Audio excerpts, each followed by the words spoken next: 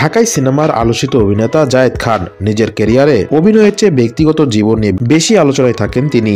সম্প্রতি ডিগবাজি কাণ্ডে আবারও নেটিজেনদের মাঝে তাকে নিয়ে আলোচনা সমালোচনা হচ্ছে।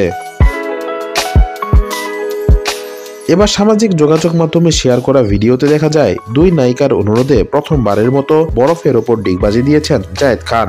ভিডিওতে জায়েদ খানকে বলতে শোনা যায়, এটা প্রথমবার আমি বরফের মধ্যে ডিগবাজি দিচ্ছি।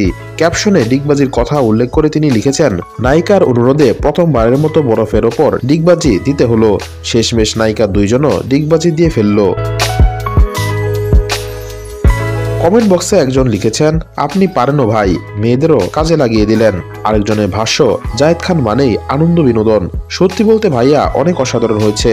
আপনার জন্য এবং আপুদের জন্য অনেক অনেক শুভকামনা রইল। উল্লেখ্য, জায়েদ খান 2006 সালে ভালোবাসা ভালোবাসা চলচ্চিত্রের মাধ্যমে তার কর্মজীবন শুরু করেন, যেখানে তার সঙ্গে অভিনয় করেন রিয়াজ ও শাবনূর। এরপর কাজের মানুষ ও মন ছুঁয়েছে মন চলচ্চিত্রে অভিনয় করেন। 2010 সালে মুক্তি পায় তার অভিনীত আমার স্বপ্ন আমার সংসার।